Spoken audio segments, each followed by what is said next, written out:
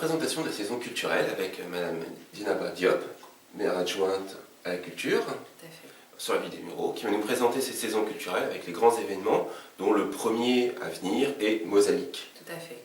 Donc, merci à vous pour votre invitation. Donc c'est avec plaisir que je viens vous parler de notre saison culturelle.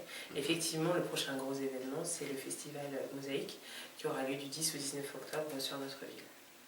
Alors la nouveauté un petit peu cette année, c'est qu'effectivement nous avons aussi des événements délocalisés sur l'agglomération, puisque nous avons voulu justement concrétiser l'avènement justement de cette nouvelle configuration territoriale avec... effectivement, beaucoup d'activités, même au-delà de Mosaïque, se passent en Seine-et-Vexin. En Seine-et-Vexin aujourd'hui, puisque c'était aussi notre volonté, c'était de permettre à l'ensemble de territoires de profiter de cette saison culturelle et puis aussi de permettre aux Muriotins de traverser aussi la Seine et de connaître un petit peu mieux ce nouveau territoire. D'accord. Donc parlez-nous un petit peu des nouveautés de Mosaïque, parce que la programmation est un petit peu différente, on pourrait dire un peu différente, parce que les autres années on avait des grosses têtes d'affiche qui venaient. Tout à fait. Cette année, il n'y a pas vraiment de tête d'affiche, on peut dire. On peut Mis dire à part ça. Salut les copains, mais il n'y a pas vraiment de... Est-ce que c'est un choix? Oui, c'est aussi un choix, c'est qu'on voulait aussi permettre à de jeunes artistes de pouvoir venir sur la ville. Après, même s'ils ne sont pas des grosses têtes d'affiche, Youssoupha est quand même assez connu dans le milieu du rap et du R&B. Et puis Ayou aussi est une artiste qu'on peut dire confirmée. Mais on a aussi fait la part belle à de jeunes artistes comme The Shin Shekai. Gaspard Roy non plus n'est pas un inconnu, mais on voulait aussi que ce soit un peu plus éclectique et pas seulement viser sur des grosses têtes d'affiche, mais permettre à notre public aussi vraiment d'être sur une programmation peut-être un peu plus proche et aussi d'ouvrir un peu l'horizon. Quand je parlais tête d'affiche, bien sûr, je parlais d'artistes qui ont comment dire, une grande carrière. Oui, c'est vrai. On a eu à une époque, si je me trompe, Miossec qui était venu. Tout à fait. Il y a eu Michel Fugain, des choses comme ça. C'est vrai que cette année, oui, tout à fait. Là, on les retrouve surtout, peut-être en dehors du festival, sur la saison culturelle, parce qu'on a quand même Bernard Lavilliers. Quand même, qui va venir sur la ville. Et c'est vrai qu'on a choisi peut-être d'être sur ce festival plutôt un tremplin et aussi justement permettre la découverte d'artistes plus ou moins confirmés. D'accord. Alors revenons sur cette richesse parce que la saison culturelle annonce vraiment de beaux spectacles. De beaux spectacles, tout à fait. Nous avons Bernard Lavilliers le 20 décembre, mais il y a aussi Roland Magdad qui va venir, quand même, qui est un humoriste très confirmé. Très confirmé. Qui a une belle carrière de carrière. Et il y a aussi des pièces de théâtre très intéressantes, comme Joyeuse Pâques. Joyeuse Pâques, Le Placard. Le Placard, avec Elise Moon, qui, j'ai suivi une interview d'Elise Moon justement sur Le Placard, sur RTL. Il n'a rien à envier au film, d'après ce que j'ai compris. Tout à fait. Il paraît que c'est vraiment de très bonne facture. Et effectivement, ce qu'on voulait, c'était aussi permettre aux personnes de notre territoire qui n'ont pas forcément la possibilité de se déplacer sur Paris pour voir de grands spectacles, de grandes affiches, de pouvoir bénéficier sur notre territoire de cette richesse que nous avons justement en termes de théâtre ou aussi de chansons, etc. D'accord. Alors, il y a aussi donc, le Festival du Cirque, encore cette année. Encore cette année. Bizarrement, cette année, le Festival du Cirque, le premier week-end des vacances. Tout à fait. Alors qu'il était le dernier week-end. C'est ça. Je dis ça en tant que Muriotin et père de famille, parce que c'était assez facile d'aller au festival sur le dernier week-end. Est-ce que c'est un changement dû à une nécessité C'est une nécessité, c'est-à-dire qu'en fait, après, en termes de... Je pense que ce qui s'est passé, c'est qu'en termes de disponibilité, il faut aussi qu'on se cale sur les disponibilités des artistes. Donc effectivement, cette fois-ci, moi aussi qui suis mère de famille, ça tombe sur le premier week-end, c'est vrai.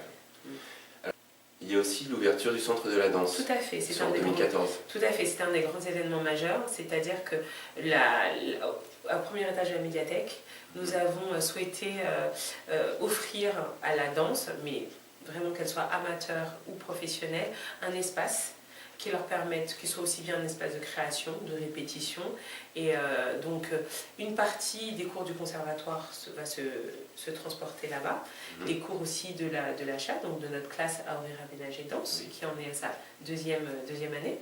Et nous souhaitions aussi que les compagnies, qu'elles soient en résidence ou pas, puissent venir trouver un espace qualitatif pour pouvoir créer et aussi danser et pourquoi pas aussi croiser, c'est surtout ça, on voulait que ce soit un espace d'échange entre les différents danseurs, qu'ils soient amateurs ou professionnels. D'accord. Une question un peu plus, on va dire, personnelle sur la saison culturelle. Quel est votre coup de cœur sur cette saison culturelle? À vous. À moi, je dirais que mon coup de cœur, c'est quand même Bernard Lavilliers. Moi, je suis quelqu'un qui aime beaucoup la musique et c'est vrai que d'avoir Bernard Lavilliers qui vient sur notre ville, surtout que c'est un artiste engagé qui nous a prouvé qu'il fait vraiment de la musique au sens humaniste du terme. Et c'est vrai qu'avoir cette personnalité sur notre ville, pour moi, c'est important. Et je trouve que c'est une belle chose que de l'avoir en présence chez nous. Très bien. Alors, pour terminer, on va sortir un tout petit peu de la saison culturelle, mais sûr. comme c'est un événement assez important, puisqu'il a ouvert ses portes au début septembre, le Paul Molière Tout à fait. va faire une semaine de fête, c'est ça, Tout à du fait. 3 octobre? Du 3 au 19. Du 3 au 19. Et en quoi consiste cette semaine? En fait, ce que nous voulions, c'est que autour du pôle Molière, les gens puissent s'approprier ce nouvel équipement. Et donc, de fait, nous avons organisé un certain nombre de manifestations, comme un loto intergénérationnel, etc., pour que les gens, petit à petit, s'approprient ce nouvel équipement. Parce qu'on voulait vraiment que ça ne reste pas au niveau du quartier de la Vigne Blanche, mais que ce soit vraiment un équipement novateur, ouvert sur la ville et aussi à l'échelle du territoire. Donc, c'est la raison pour laquelle, pour le faire adopté entre guillemets, nous allons organiser autour de l'inauguration de ce nouvel équipement un certain nombre d'événements pour le rendre un peu plus accessible. D'accord. Voilà. Parce qu'il est situé sur le quartier de la Vigne Blanche. Tout à fait. C'était un choix, effectivement, politique. Nous voulions qu'au sein de ce quartier qui a été très impacté par la rénovation urbaine, apporter un élément qualitatif et pour pouvoir un petit peu ouvrir ce quartier qui était quand même pas mal enclavé sur les autres quartiers de la ville, à savoir Bêcheville, qui a le conservatoire, etc., ouvrir sur le parc, et aussi en faire un endroit de respiration, puisque le parc Molière va arriver. Et ensuite, avec le pôle Molière, en faire aussi un endroit justement qui soit un centre des arts manuels, et pour permettre à l'ensemble de la ville, et pourquoi pas aussi par rapport à l'agglomération, ouvrir cet équipement à l'ensemble des Murietains et de nos compatriotes de l'agglomération. D'accord. D'ailleurs, en parallèle, il y a la Vigne Blanche s'expose. Tout à fait. Donc c'est un peu lié. Tout à fait. En fait, on se disait que pour les habitants de ce quartier dont je fais partie, puisque j'ai habité à la Vigne Blanche pendant plus de 35 ans, je pense que c'est une transition qu'il faut accompagner et qu'effectivement, les gens voient leur quartier évoluer, changer. Et nous souhaitions justement être là pour que les gens racontent aussi leur histoire et puissent s'approprier cette nouvelle histoire qui commence avec le pôle Molière. D'accord, très bien. Ouais.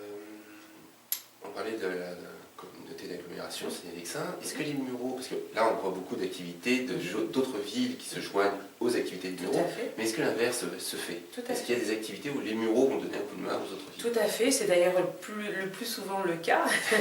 C'est-à-dire que par exemple, nous organisons dans le cadre du contrôle local d'éducation artistique, nous avons une résidence d'artistes, mais cette résidence d'artistes se trouve majoritairement sur la ville des Mureaux. Elle s'exporte sur la ville de Meulan, mais nous avons aussi des actions sur les centres de loisirs de Seine et Vexin. Et donc c'est aussi ça, l'esprit d'agglomération, c'est-à-dire que nous voulions que aussi bien les Murietains puissent aller sur les autres territoires, mais que les autres territoires, notamment de l'autre rive, viennent chez nous. Et c'est vrai que nous accompagnons, de par aussi la taille de notre ville, et nous avons aussi une force d'organisation et des moyens que les petits villages forcément n'ont pas. C'est aussi ça, travailler sur notre territoire pour pouvoir mutualiser et faire en sorte que les événements puissent être aussi partagés par les habitants. D'accord. Je vous remercie d'être venu, Je Mme vous en Diop, prie. maire adjointe à la culture Mureaux. Et j'espère que cette saison sera si belle que vous l'annoncez. Bien. Nous espérons qu'effectivement que tous les Murietains et les personnes de l'agglomération et même de l'extérieur auront autant de plaisir que nous à profiter de cette belle saison. Et je vous remercie d'être venu sur notre web TV2R. Je vous en prie. Merci.